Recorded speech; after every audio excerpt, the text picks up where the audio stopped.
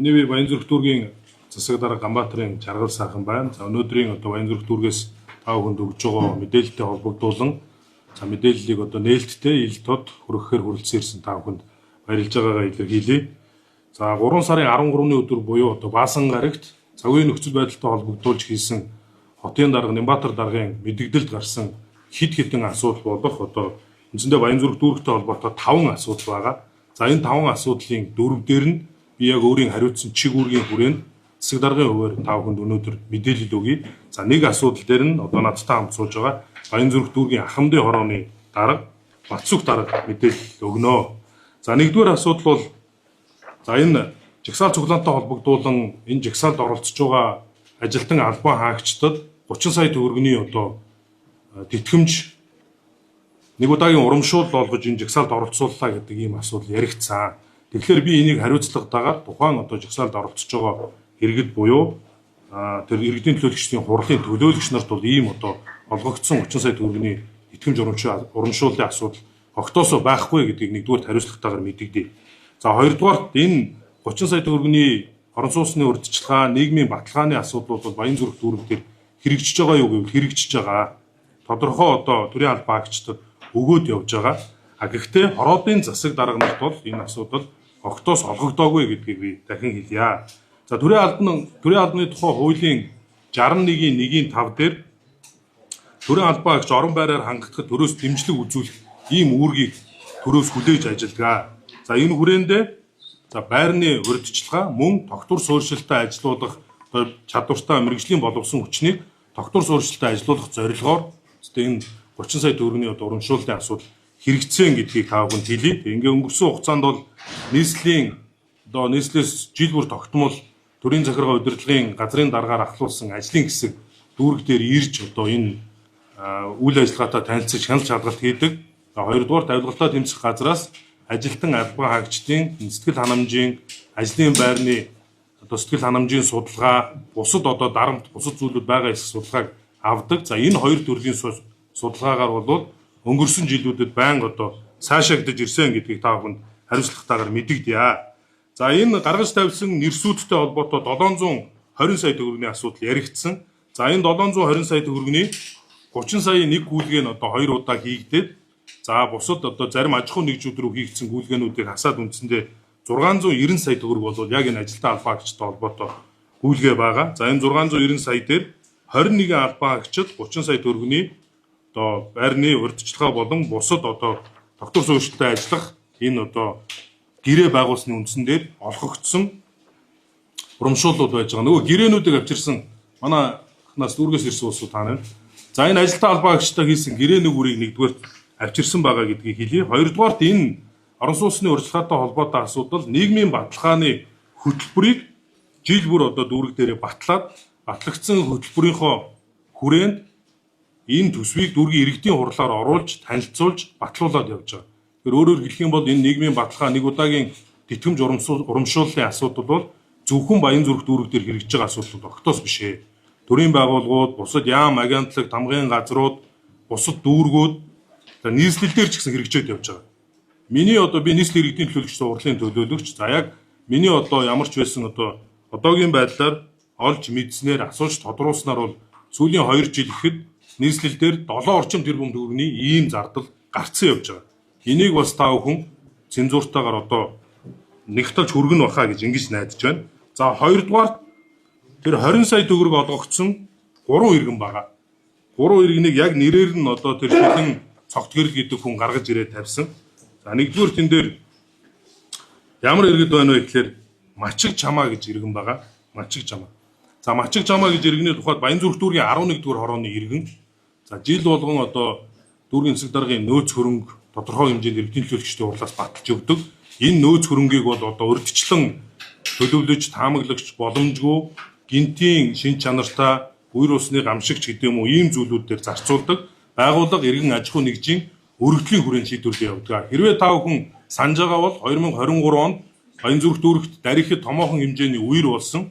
За энэ үеэр 365 өрхөд тусвар 5 сая төгрөгийн нэг удаагийн Ослого тусламжийг олгоод явж исэн та адилхан ийм зарцуулагддаг асуудал байгаа. За энэ Мачиг Жамаа гэж иргэний тухайд Баянзүрх дүүрэг дээр одоо ажилдаг иргэн биш. Та бүхэн одоо маш харамсалтай мэдээ. Тэгээ та хэд маань бас нягтлаад хүргээрээ тухайн иргэний өөрийнх нь ирүүлсэн 3 иргэний гурвангийнх нь өргөдөл одоо нөхцөл байдлыг тодорхойлсон нотлох баримтууд бүгдийг гурвангийн би аваад ирлээ. За Мачиг Жамаа гэж иргэний тухайд 11-р хороонд 5 амтай Монгол гэрт одоо 3 иргэн байжгаад ахуйн газ дэлбэрсний улмаас за нэг эмэгтэй хүн нь бол одоо газар дээр харамсалтайгаар нас барсан. За гэр бүлийн 2 хүний нөхөр нь бол 15 хоногийн дараагаар түлэнхийн тасаг твтэж байгаа нас барсан юм харамсалтай тохиолдол. Яг энэ Мачиг Жамаа иргэний тухайд 40% төлөгдөлт авч ийм хүндрэлтэй нөхцөл байдал зайлшгүй одоо өндөр үнэтэй эмчилгээ шаардлагатай зарим одоо эмчилгээний тухайд гадны улсад хийх шаардлагатай гэсэн ийм өргөдөл гомдол хүсэлтийг үндэслэн нөхцөл байдлыг тодруулан засаг даргын зөвлөлийн хурлаар ийм шийдвэр гарч идэгцэн гэдгийг хэлье. За хоёр дахь иргэний тухайд хамгийн их анхаарал татж байгаа шүүмжлэлд агуулж байгаа. Иргэн Мягмар Жавын Пүрэвд орж байгаа. За Пүрэвд орж нь Баянзүрх дүүргийн иргэдийн урлагийн төлөөлөгч Баянзүрх дүүргийн 23 дугаар хорооны засаг дарга хийдэг иргэ. За энэ иргэнд 20 сая төгрөг өгөөж жагсаалаа гэдэг ийм асуудал яригдж байгаа. За гэвч бол яг бодит байдал дээр Пүрэвд оржийн төрсөн дүү Мягмар Жавын Гам Пүрэв гэдэг иргэнээс өргөдөл ирсэн.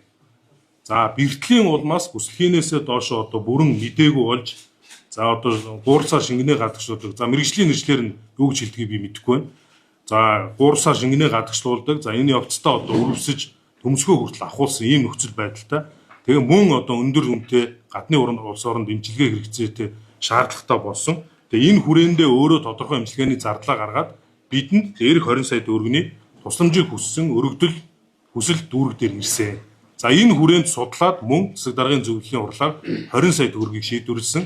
За иргэний өргөдөлд шилжүүлэх явцад өөрөө босож явах боломжгүй банкны одоо үйл ажиллагааг авах боломжгүй ийм нөхцөл байдалтай байгаа учраас одоо энийг миний төрсөн ах болох Мягмар Жавын Пүрэвд орж шилжүүлж өгөөч гэдэг бичгийн хүслийг нь үндэслээ шийдвэрлсэн байна.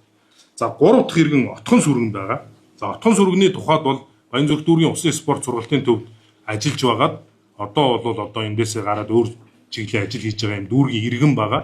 Отхон сүргэний тухайд бол одоо 2 хүүтэй өргөдөлгөөлөд амьдарч байгаа эмэгтэй том хүн гал баяр маань даавны одоо өвчнөд учраас мөн одоо бас амьдралын нөхцөл байдал хүндрэлтэй за эмчилгээ хийх шаардлагатай байсан учраас ийм өргөдөл гомдлууд ирсэн. Тэгэхээр эдгээр иргэдийг ирсэн өргөдөл гомдол хүсэлт нотлох баримт эмнэлгийн онш дүгнэлтүүд бүгд нэгдүгээрт байна.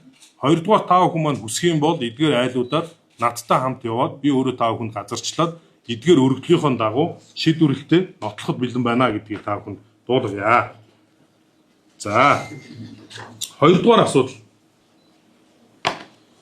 За ховдчуулах нэг одоо аймгийн иргэдийг одоо маш их ихээр ажлын байранд одоо авч олноор нь ажилуулж нэг аймгийн иргэд бол энэ дүүрэг дээр ажиллаж байна гэдэг ийм одоо асуудал яригдсан. За ер нь бол дүүргийн ажилтан албаагч дүүргийн засаг дарга бол тамгын газараа томилоод бусад төрийн албаагчийг үндсэндээ дүүргийн тамгын газар томилоод ингээд явж байгаа бүтцэн явд. За тэгэхээр одоо эдгээр ховдын иргэд яг тийм ихээр байгаа мó гэдгийг би нэг үрчлэн хороодыг аваад тамгын газар ажиллаж байгаа ажилтан албаагчид хорооны нийгмийн ажилтан зохион байгуулагчдыг оролцуулаад 450 одоо ажилтан албаагчаас 156 буюу 35 нь Улаанбаатар хотын иргэн байна. 37 буюу 8.2% нь Төв аймгийн иргэн байна. За бусад одоо аймагуд нийтлэг ойролцоо 5 орчим хувь яг ховдын харьяалалтаа иргэний тухайд ажилтан албаагчийн тухайд 22 буюу 4.2% нь байна. 4.2%. Тэгэхээр одоо энэ дээр нэг аймгийн иргэд дийлэнхээр олонхороо байгаад байгаа асуудлууд байхгүй гэдгийг би та бүхэнд хэлье. За 3 дугаар асуудал. За нэг барилгын компани руу энэ дээрх 30 сая төгрөгүүдийг бүгдийг шилжүүлээд 4 дахь асуудал нэг барилгын компани руу шилжүүлээд өөрийн найз одоо хамаарал бүхий Опто гэдэг компани руу шилжүүлээд энэ ажилтан албаагчтайгаар байр орон сууцаар хангалаа гэдэг ийм асуудал гарсан. За энэ дээр би бас мөн одоо баримт нотлохотой няцаалтыг та бүхэнд хий. За манай энэ ажилтан албан хаагчдын тухайд бол одоо бид хамгийн газрын зүгээс нэг ч компани руу нэг ширхэг төгрөг төсвийг шилжүүлээгүй. Нийгмийн баталгаа, тогтвор суурьшилтай ажиллах энэ хөтөлбөрийн хүрээнд ажилтан албан хаагчтай энэ одоо тэтгэмжийг нэг удаагийн тэтгэмжийг олгосон. За эдгээр ажилтан албан хаагчид маань өөрснөө бас боломжийн үнэтэй хямд ийм одоо байр орон сууцыг авчирч бид энэ дээр одоо хугацаанд нь түргэн шуурхай энэ байрыг ашиглалтанд оруулах тал дээр бас анхаарч ажилласан гэдгийг хэлье. За энэ байрны тухайд одоо дээрх иргэдээс маань орж амьдарч байгаа. Энэ байрыг барьсан компани Мөнх Ариун Булаг гэдэг нэртэй компани Баянзүрх дүүргийн 37 дугаар хороонд баригдсан. За энэ Opto гэдэг компани барилга бол бүр хойдолтой замынхаа хойно өөр байрлал байгаа гэдгийг та бүхэнд би хэлье. За энэ байрны одоо ашиглалтанд орсон дүгнэлт бусад зүйлүүд бол энд бэлэн байна.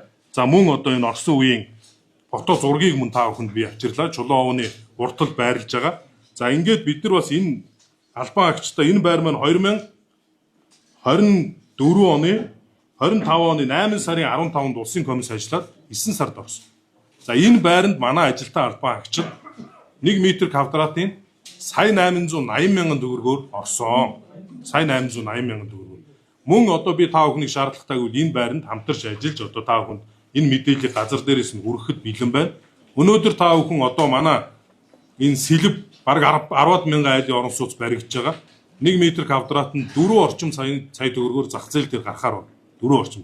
Бид нар энэ үнээс 2 дахин хямдаар ажилтан албан хаагчтай байр орон сууцтай болгох ажлыг бас эдгээр иргэд ажилтан албан хаагчтайгаа хамтарч зохион байгуулсан юм а гэдгийг би та бүхэнд хэлмээр байна. За тэгээ эцэст нь бол ер нь энэ Баасан гарагт болсон жагсаалтын үйл ажиллагаанд Баянзүрх дүүргийн тамгын газраас ерөөсөө огтоосоо оролцоогүй гэдгийг би та бүхэнд хариуцлагатайгаар мэдээ. Оролцоог. За хоёрдугаар энэ одоо жагсаалын асуудал бол 3 сарын 2-ны өдөр нийслэлийн иргэдийн хурал 2026 оны төсвийг тодтогсон. Энэ тодтгол дээрээ зөвхөн Баянзүрх дүүрэг дээр л 27.2 тэрбум төгрөгийг нэмж тавьсан. Ганцхан дүүрэг дээр. Ганцхан дүүрэг. Бусад дүүргүүд дээр 1 төгрөг нэмж төсвөлөөгүй. За энийг одоо шудраг бус байна гэж дүүргийн иргэдийн төлөөлөгчдийн хурлын төлөөлөгчд өрснөө зохион байгуулан ийм одоо шаардлага хүргүүлсэн гэж би ойлгож байна. Шаардлага хүргүүлсэн. За хотын дарга Нямбатар дарга энэ үгэндээ ярихдаа Баянзүрх дүүргээс 186 тэрбум төгрөгийн татаасыг аваад 180 гаруй тэрбум төгрөгийн хөрөнгө оруулалтыг шинээр хийж өгч байгаа гэдэг мэдээлэл өгч ил. Би энийг бол бодит биш мэдээлэл гэж хэлэх бай. Бодит биш. Яагаад гэх юм бол энэ тодтголоор 27 тэрбум төгрөг нэмэгдээд нийт 214 тэрбум төгрөгийг Баянзүрх дүүргээс 2026 онд нийслэл төвлөрүүлэхээр татж байгаа. Шинээр хийж байгаа хөрөнгө оруулалтын тухайд 51 тэрбум төгрөгийн хөрөнгө оруулалт байгаа. Замын ажлуудыг оролцуулаад, замын сангийн ажлуудыг оролцуулаад 51 тэрбум төгрөгийн ажлууд байгаа. Тэгэхээр би бол одоо та бүхэнд ер нь энэ одоо өндөр хариуцлагатай албан тушаалтан зөвхөн одоо хотын даргач гэлтгүү одоо бас энэ гаргаж байгаа мэдээллүүдээр үнэн бодиттой цензууртай хандах ёстой. Ялангуяа энэ төрийн албан агчдын нэг удаагийн нийгмийн баталгаа орон сууцны урамшууллын асуудал бол зөвхөн Баянзүрх дүүргийн төрийн албан агчдын асуудал ерөөсөө биш ээ. Монгол улсад 220 орчим мянган төрийн албан агч байна. Монголын өрхийг дунджаар 3.6 хүн амтай гэж тооцох юм бол 790 орчим мянган, 800 орчим мянган төрийн албан агчдын ажил амьдралын баталгааны асуудал байна. Өнөөдөр төрийн албан агчдын цалин хангамж хүрэлцээний асуудал ямар вэ гэдгийг та бүхэн надаар хэлүүлэхгүй мэдж байгаа. Тэгэхээр бүхий л байгууллага бүхий шатанда зөвхөн төрийн албан агчтай гэлтгүү иргэдээ аж ахуй нэгжүүдэд дэмжих одоо бодлого төлөвлөлт хөтөлбөрүүдийг бүгд одоо өөрсдийнхөө боломж хэр чинээгээр хэрэгжүүлдэг. За дээр нь энэ нутаг усаар нь жалга довоор нь ингэж одоо ялгуурлаж хандах бол өөрөө Монгол улсын үндсэн хуулинд зааснаар бол хориотой. За дээрээс нь хомроглон ажлаас ална гэдэг ийм одоо айлган сүрдүүлэлт байж болохгүй.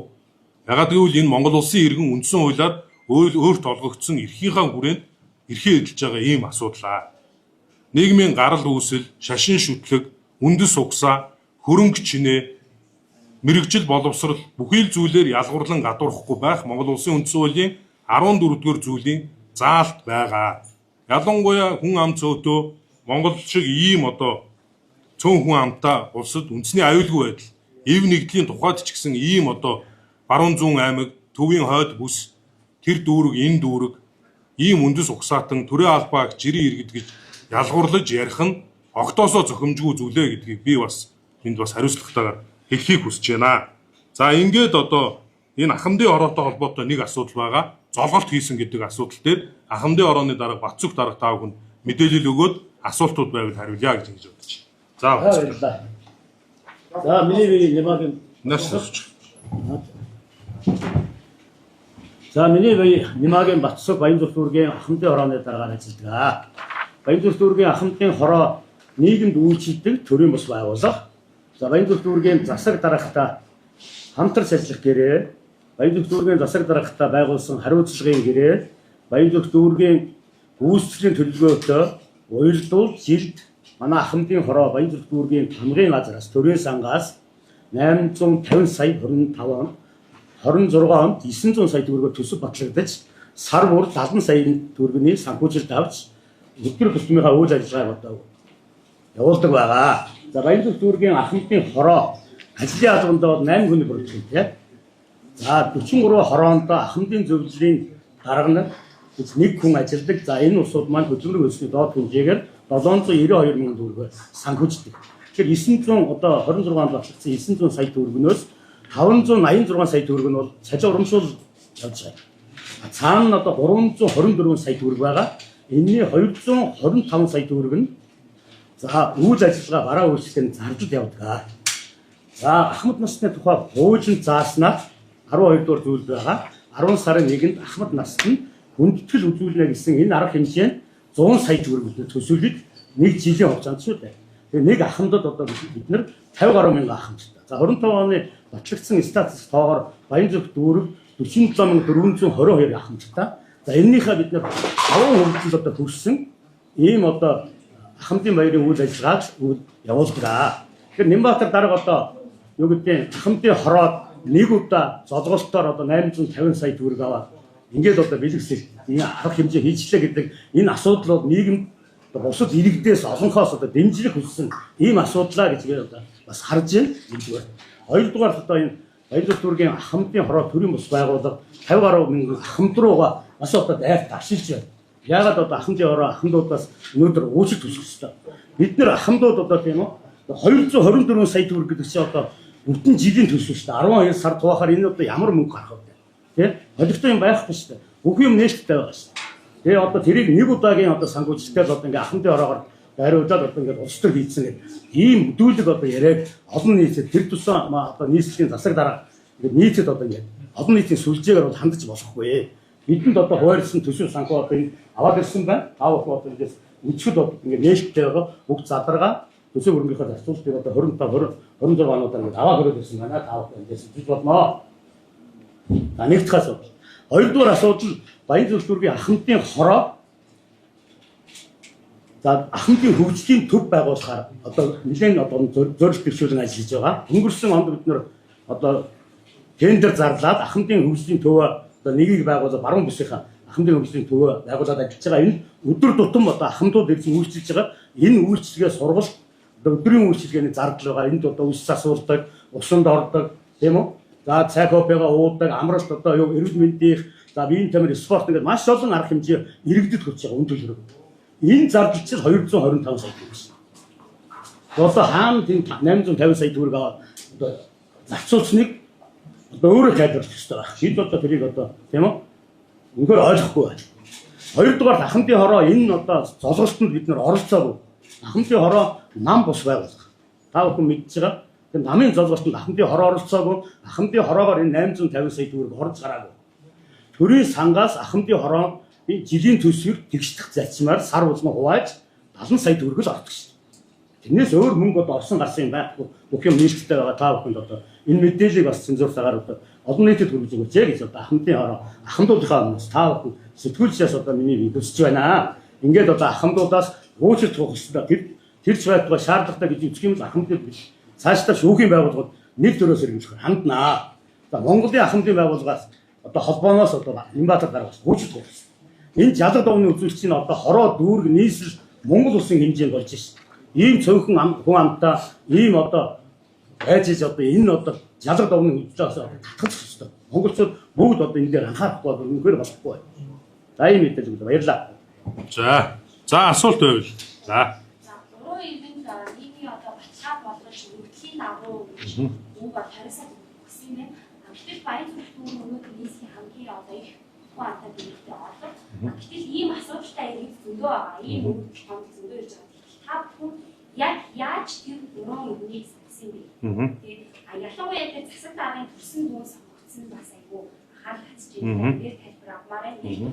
За хоёр дахь юм бол тухайн орон сууцнд орж байгаа төрийн албан хаагчдыг одоо тогтвортой ажиллуулах зорилгоор гэж юм. Тэгэхээр тухайн орон сууцнд орсон төрийн албан хаагчдаа бас яаж авсан бэ? Жишээлбэл одоо тэр орон сууцнд орох урьдчилгаа 30 сая төгрөг авсан хүмүүс донд 1-2 орон сууцтай юм байна. Тэр хүмүүсээ бас яаж За дараагийнх нь болохоор хамгийн орооны даргаас асуумаар байна. За та бүхний хувьд одоо 850 сая төгрөгтэй хэр их мөнгө вэ? Яг танаа дүүрэгтээ 850 сая төгрөгийг хамгийн хорооны үйл ажиллагаа зарцуулахаас илүүтэй 850 сая төгрөгөөр одоо шийдвэрлэх өөр чухал асуудлууд олон байгаа гэж бодож байна. Тэгээд чухлын дараахад оновчлол гэж байна уу? Яагаад хамдуудыг одоо ер нь баг тойргоо услаад байгаа юм шиг гэж харж байна. Энэ дээр тайлбар аваарай. За хариулаад явах уу? За энэ 3 иргэний сонгосон асуудал би энэ нийгмийн сүлжээнд тавигдсан 3 иргэн дээр л өнөөдөр төвлөрч ярьж байна. Би түрүүн танд мэдээлэлтэй хэлсэн. Маш олон асуудал энэ дээр шийдвэрлэгдэгэ.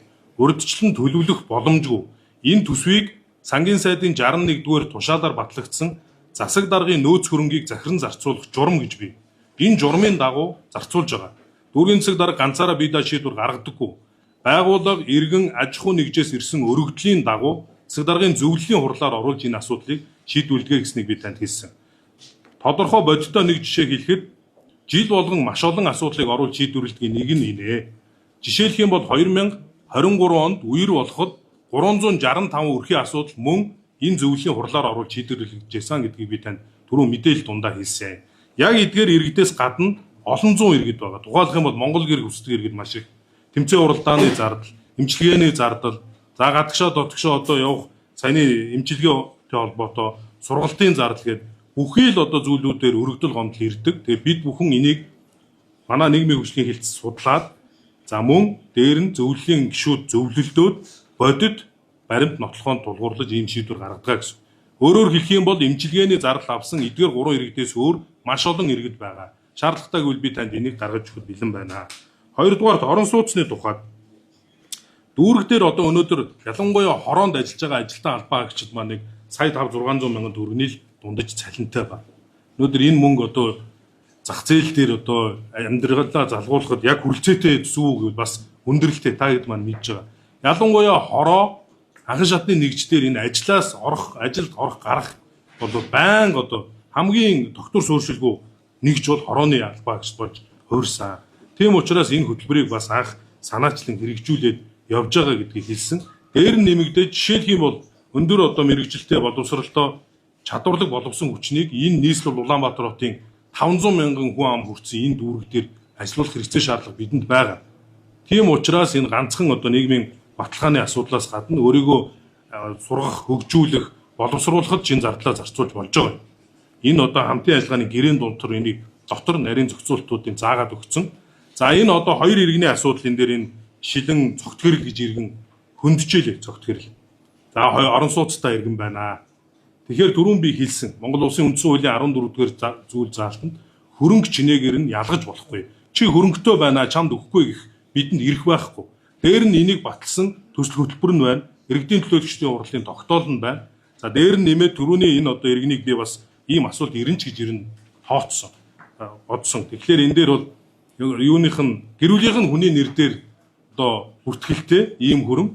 Тэгээ энэ хөрөнгө оруулгын урьдчилсан мэдүүлгийг бүглэхэд өөрийнх нь одоо хамтран амьдрагч нөхөр гэрүүлийн хүмүүсийн нэр дээр байгаа хөрөнгийг зайлшгүй бүрдүүлэх шаардлага.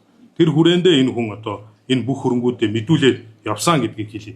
Хоёрдугаарт тэр манай төрийн сангийн хэлтсийн дарга дээр одоо дубаа явсанлыг дахиад 30 сая ингээд шүн тэр 5 дахын шүнжин төрийн албан хаагчид руу утсаар дарамтлж мессеж бичиж янз бүрийн байдлаар хил амаар доромжилсон.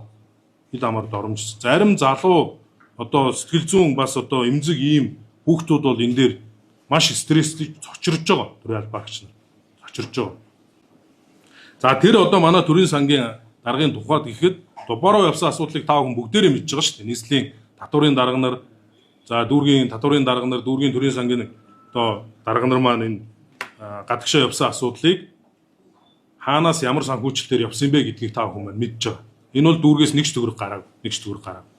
А тухайн одоо дүүргийн сангийн дарга маань ихэд жишээ нь нийслэлдэх төрийн аудитэд үндсэн 5 сая 500 мянган төгрөгийн цалинтай ахлах мэрэгжилтэн байсан. Ахлах мэрэгжилтэн.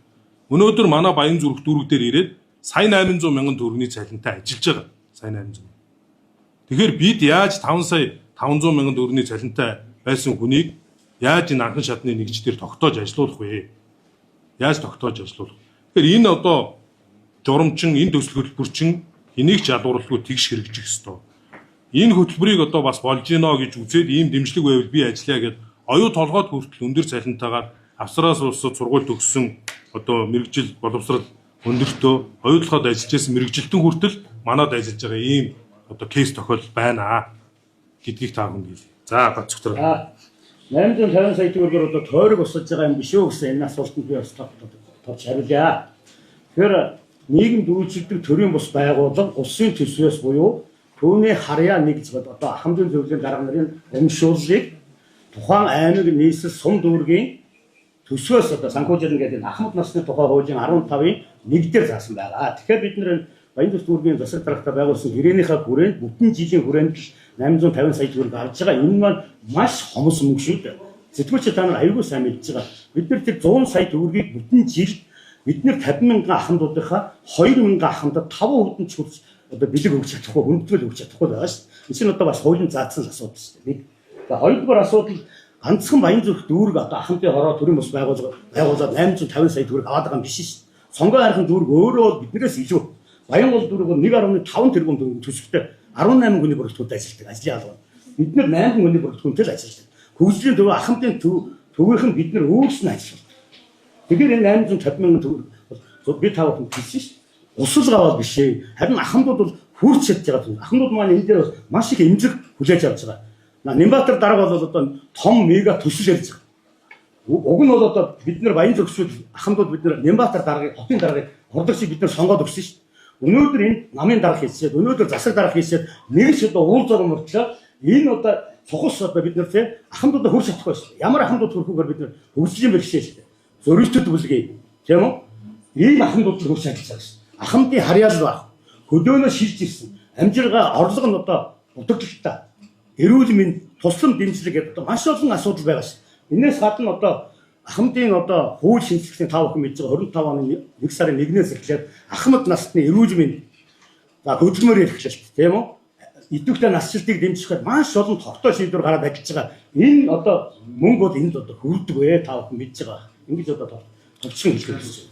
За энэ дээр би нэг л мэдээллийг нэмээд өгч. Та бүхэн маань яг бодит нөхцөл байдлыг 900 сая төгрөгийн 586 саяын цалинд явдаг гэдгийг мэдлээ шүү дээ. 324 саяын 100 орчим сая нь ахмадын одоо баяр 10 сард. За ингээд 224 сая төгрөг юунд зарцуулж байна гэдгийг надтай хамт яваад Монел ахмадын хөгжлийн төвийг байгуулсан. Өнөөдөр Монгол улсын ахмадууд ямар нөхцөл байдалтай байгааг та бүхэн бүгдээрээ мэдж байгаа.